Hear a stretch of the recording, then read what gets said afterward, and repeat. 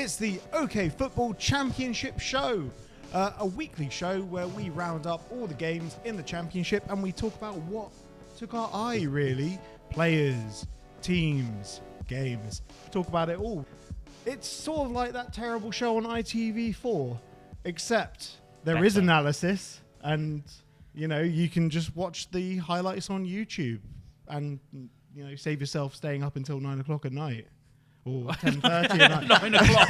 Yeah, who wants to stay up till 9 o'clock on a Saturday? Kids these days. Yeah. Kids these days. Yeah, Gen Z in bed at 5, aren't they?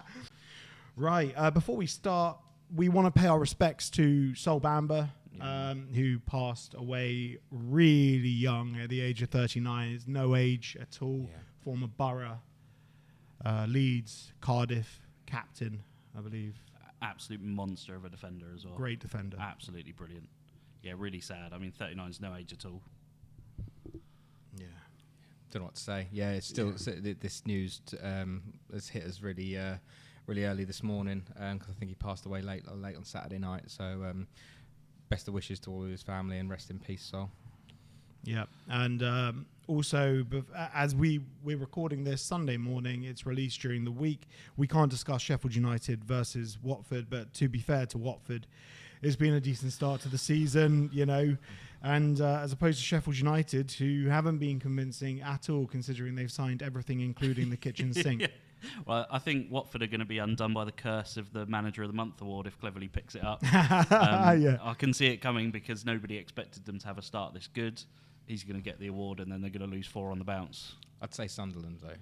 Yeah. No, Labree's been pretty decent. 12, hasn't he? 12 Yeah, from 12, aren't they? They beat Burnley as well. Yeah. They did. Right, well, let's kick this off with the first game of the game week. It was Luton Town 1, QPR 2.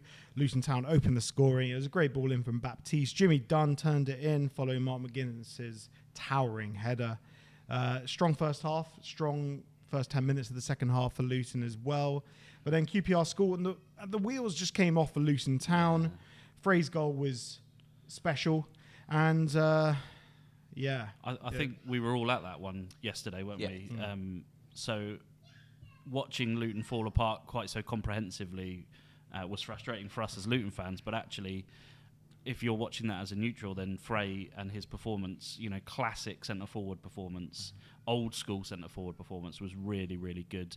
And although McGuinness had him under control in the first half, in the second half he really came out. And that volleyed finish for the second, you struggle to see a better finish in the Championship this weekend. Yeah, the concentration to actually watch the ball come all the way to his foot and open that foot up but still get that power.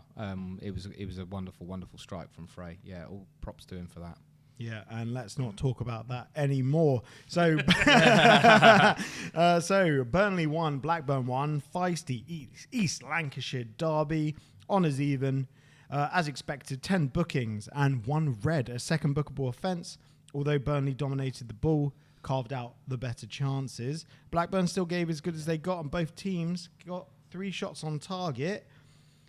It was a good one, right? The red card was just stupidity. It's been, 10 years since the booking symbol got you booked, right? At least I remember the rule being around.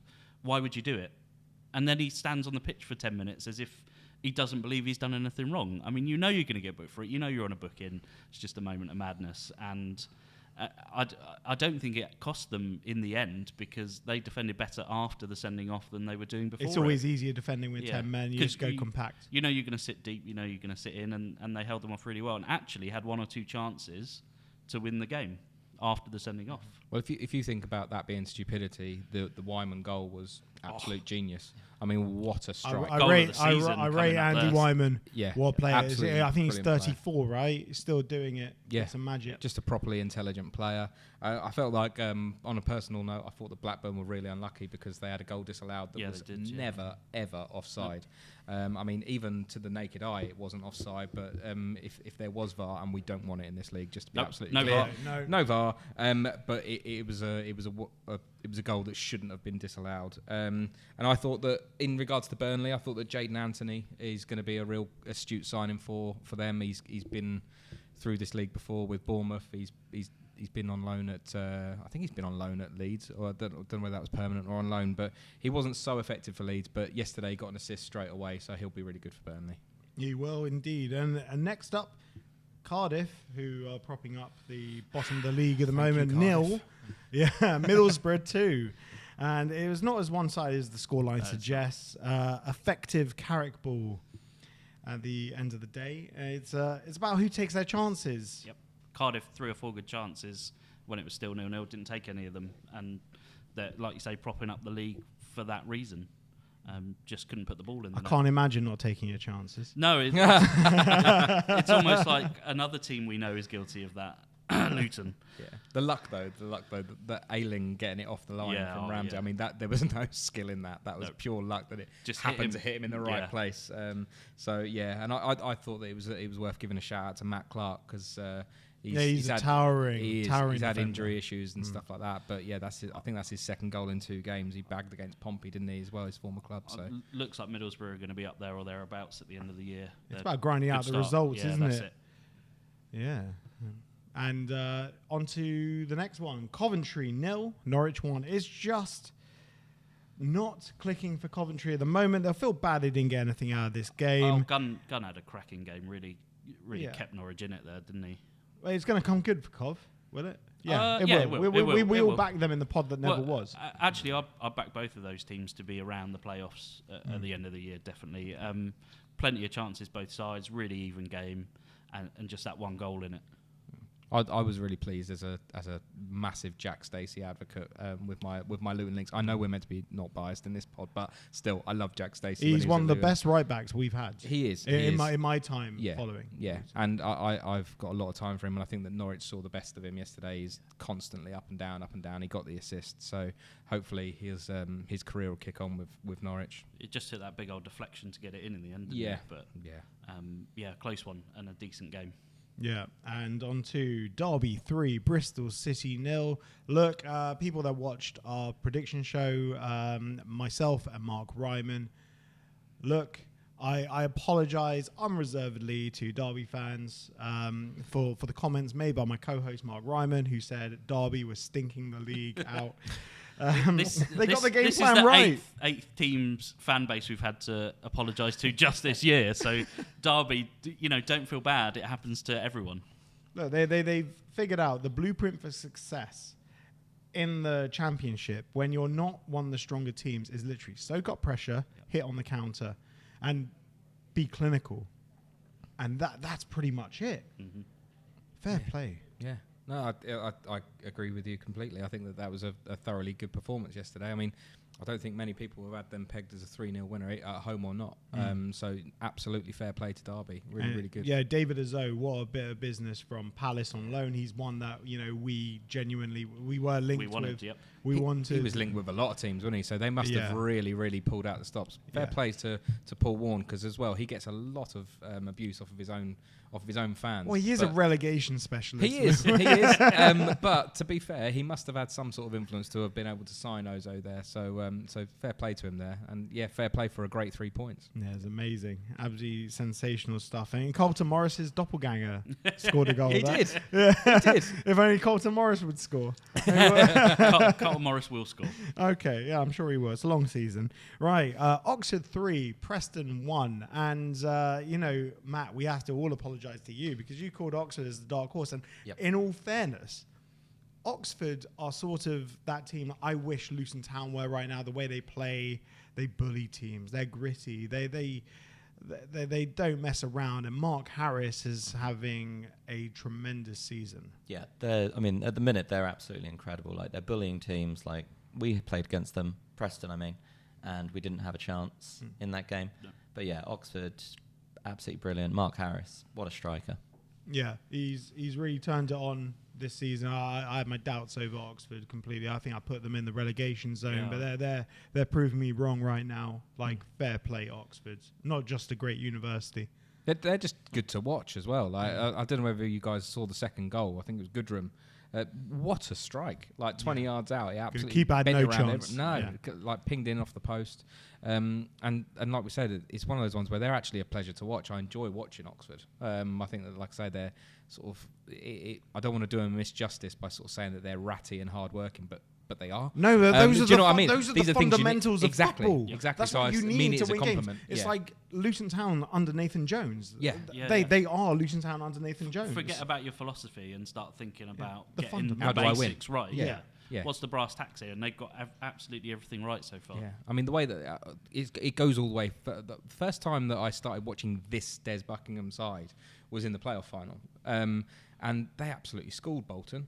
And they lost Josh schooled Murphy as well. Yeah. We thought they would all struggle, but they've been absolutely brilliant. Yeah, they made some good signings. They brought in Matt Phillips, who's a very experienced player at the Championship. They've brought in Siriki Dembele, who got on because of Matt Phillips' injury yesterday. So they're one to watch for sure, and I think that was a great shout by Matt. Yeah, definitely. dark horse. Well done, producer Matt.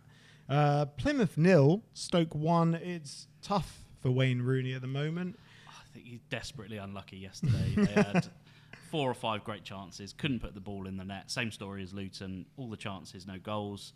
And then their keeper's got to do better on the Stoke goal. Beaten at the near post from 15, 16 yards out is not what should be happening to a professional goalkeeper. So I feel for Wayne. I don't think they deserve to lose yesterday. Look, I do want Wayne Rooney to succeed because he's had so many absolute terrible jobs. Yeah, I just want him to succeed, but the business of the window was Plymouth keeping Morgan Whittaker. Yeah, he's central to everything good that they do, really. I mean, he had some lovely interplay with Obafemi to create a couple of chances yesterday. And let's face it, he's a threat cutting in on that left foot from the right-hand side. They've done very, very well to keep him. I think your comment about the goalkeeper, you're right. Absolutely. In that After moment, a tremendous game last week. This is the thing. I was just going to sort of pay him a compliment, actually, because obviously they lost their first choice keeper, Plymouth, and he's come in, he's stepped in as Hazard, and I thought he had a great game against QPR, and I thought that he had a good game up until that point yesterday, but you're right, you can't be getting beaten on your near post, so he'll be disappointed in himself for that. No one's above making a mistake, and of course Schumacher gets one over on his former club. Yeah. He's hoping that he gets a good season with Stoke, because Stoke have just been down in the dumps, lower mid-table for so long now. Something's got to click at Stoke. It really does. Portsmouth 1, Sunderland 3. And again, another apology that I have to dish out. My apologies. Nine apologies now. Yeah, my apologies to Sunderland fans. When I said luck runs out and you've been lucky with how the season has gone, look, I didn't mean it like that. It's a case of you've done really well. I just said against Burnley, you were lucky because Burnley could have punished you, but they didn't. That's all I meant. And again, to be honest, looking at the first half, it could have gone either way. I thought it was going to be a Pompey masterclass, another draw. But to be honest, Sunderland's second half, they just zoom. It's like putting your foot down in a Tesla. That horrible own goal to start it off, didn't you? And I was going to say the luck in the first half was definitely there. Yeah, but yeah, definitely there. 4 from 4. What can you say? That's top of the league. Yeah. And numbers don't lie. No, Numbers don't lie. Numbers don't lie. It's an early game, and the Championship is all about the middle months. But they're going to be up there. Sunderland, they look quality. Yeah. Jack Clark, Mundell, he's the one. Look, I retract my statement about luck then. Should we just do a separate show each week where we apologise to all the fan bases we've upset? Pre-record a disclaimer. Yeah. All right, Leeds 2, Hull 0. Time for you to apologise to some Leeds fans. No, what I said, to be clear, is that Leeds will do well at the beginning and then bottle it later. So Leeds fans, if you don't bottle it later, I will film a sincere apology to you all. But right now, you're doing well and you're going to bottle it later. It'll be like a bit from South Park. I'm sorry. We're sorry. Matteo Joseph, he's going to be up there with 20 goals this year. He looks absolute quality, doesn't he? Yeah. He was my shout for top goal scorer this season. I think that a lot of Leeds fans will just be over the moon that he's finally taken the place of floppy Patrick Bamford. Because not only is that guy always injured, but when he's on the pitch, he just doesn't look like it. He had a good season. I've got an apology to Leeds fans because me and Mark Ryman said Bamford was like a prohibitive presence for Leeds. He's what's holding them back. And Leeds fans were saying, no, yeah, Bamford came into the team last season and we won like 9 on the spin. No. Yeah, but I think Matteo Joseph is a much better thing. I think he's a detriment to that Leeds side, Bamford. He is. And Matteo Joseph is right now is everything that Patrick Bamford wishes he could be. Because he's got pace, he's got strength, he's got an eye for an assist. I bet Matteo Joseph wishes he had shares in JCB though. So yeah, it's one of those ones. I thought that that Leeds were really quite comfortable yesterday, to be honest with you. I think that Solomon is going to be a cheat code in this league. Yeah. I think that's a great bit of business, and to get him get him in this early in the season is fantastic for them. And Nonto playing in sort of more of a 10. So he's just a clever player, and again, he's another one that they've done well to keep. I can't believe they kept him. I can't believe they kept him last year because there was a lot of rumours about him going last year, and he actually kicked up a bit of a stink, didn't he? He had a bit of a hissy fit about having to stay, but he looks a bit happier now. He's playing good football, and like I say, Leeds are doing well. I think maybe Willie is a little bit small, and and that's why people don't want to. Sorry? I said, let me repeat, Willie is a little bit small. So teams don't want to take a punt on him. So get your minds out the gutters, guys. Sub to our OnlyFans. Yeah, Leeds are going to absolutely smash the season. They're going to smash the league. I really do think. You're going to have to prepare an apology. Look, you can do it. You can do it on our OnlyFans. I'll pre-record the apology, and then we'll release it if we have to. Okay. And I'll pre-record a gloat where I talk about Leeds bottling it. Okay, yeah. Well, we'll see which one we release. Probably the apology. Millwall 3, Sheffield Wednesday 0. I backed Danny Roll to have a masterclass, but Millwall, blimey, they can score, and they've actually got a win now. Fair play to them. Yeah, they scored plenty and won just that one. I don't think Sheffield Wednesday had a shot on target, did they? It was a Roll masterclass, mate. Danny Roll masterclass. No, Millwall were very good. Duncan Watmore was at it again. Goal and an assist yesterday, so that's him fourth for the season.